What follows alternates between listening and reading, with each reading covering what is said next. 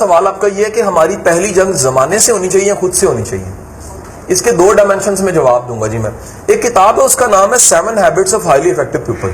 اس کتاب نے دنیا پہ راج کیا ہے.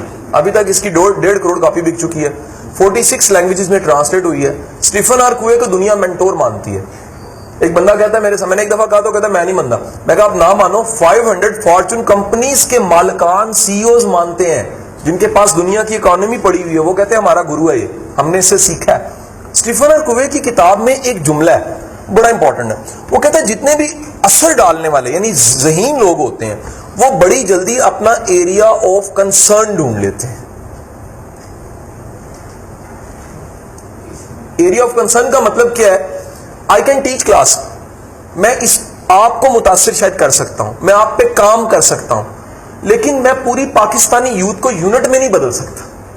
تو اگر میں ان کے لیے کڑتا رہوں، جلتا رہوں اور آپ کے لیے کام نہ کروں تو اس کا مطلب میں ڈفر ہوں. ہمیشہ اپنی پچ، اپنا کینوس اور وہ ایریا ڈیفائن کرو جس پہ کام کرنا ہے. میں اسٹوڈنٹس کو کہتا ہوں کہ یار یہ اپنے وزن کتابوں کا کرو نا، یہ 2-4 کلو بنے گی، یہ پڑھی نہیں جاتی اور بڑا انسان تم نے بننا. یعنی ایریا آف کنسرن تو وہ ہے جو چھوٹی چھوٹی اسائنمنٹس ملی ہوئی ہیں. یہ بچے نہیں آتے ٹیچروں کے بعد. میں نے یونیورسٹی میں پڑھایا تو جیسے ہی مڈ ٹرم آتے تھے یا فائنل آتے تھے، انٹرنل ایکسٹرنل میں ہوتا تھا، سر پلیز نا سر یہ تھوڑا سر آپ ان 10 میں سے 5 نہیں سوال بتا دیتے. میں انہیں کہتا تھا بیٹا تم BS کر رہے ہو، MBA کر رہے ہو، یار ابھی تک بوٹی نقل امپورٹنٹ ویری امپورٹنٹ گیسٹ پہ بیٹھے ہوئے ہو، ترقی کیا کرو گے؟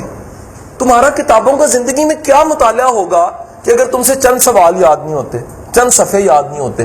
جو بندہ ذہین ہوتا ہے فوری طور پہ ایریا آف کنسرن دیکھتا ہے کہ میں کر کیا سکتا ہوں، میرے سے کنسرن کیا ہے. اچھا اب ذرا سنیے گا، میرے سے سب سے پہلے کنسرن میں خود ہوں. میرا بھائی، میری امی، میرے پیرنٹس، میرا زمانہ، میرا معاشرہ، میں ان کو بعد میں بدلوں گا، میں ان سے جنگ بعد میں کروں گا. میری سب سے پہلی جنگ میرے ساتھ ہے. یہی وہ جملہ ہے جو کبھی بولا تھا دیوجانس کلبی نے، جو درویش تھا اپنے وقت کا. کس سے؟ الیگزینڈر سے. الیگزینڈر دنیا فتح کر کے آیا اور اس کو کہتا ہے کہ بتا میں نے کیا کمال کام کیا. درویش ہوتا ہے. درویش نے مسکرا کے سوکھی روٹی کو پانی میں بھگویا اور کھاتے ہوئے ایک بات کہی. اس نے کہا تو نے کچھ فتح نہیں کیا. اس نے کہا کیوں؟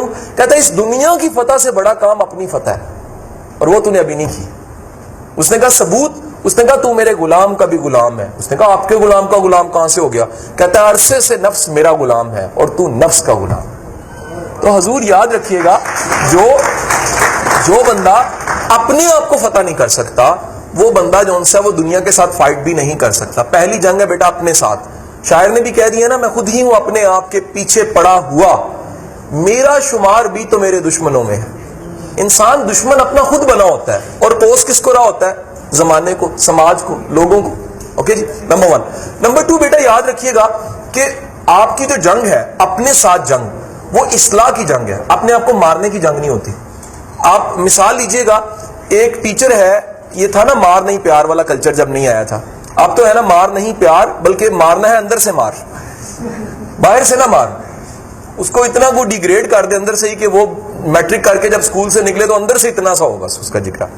تو وہ یونیورسٹیوں میں جا کے بچے نہیں آپ نے دیکھے جو کنٹینوں میں چھپ کے ملک شیک پینا شروع کر دیتے ہیں کہ کوئی مانگ نہ لے. وہ پتہ لگتا ہے کہ دل گردہ پہلے چھوٹا ہو گیا ہوا تھا، یونیورسٹی میں بعد میں آئے. اسکول نے انہیں سکھایا ہی کچھ نہیں تھا. ایک بات یاد رکھیے گا، جب بھی آپ اپنی ڈیولپمنٹ کی طرف آتے ہیں تو مار نہیں پیار کی بجائے آپ ڈیولپ کرتے ہیں. بعض کا ٹیچر کی ڈانٹ آپ کو ڈیولپ کرنے کے لیے ہوتی ہے. اسی طرح آپ کا اپنے ساتھ رویہ، جو جنگ ہے جس کو آپ نے جنگ کہا ہے، وہ جنگ آپ کی اپنی کیپیسٹی بلڈ کرنے کے لیے، نہ کہ اپنی تذلیل یا اپنے آپ کو مرڈر کرنے کے لیے.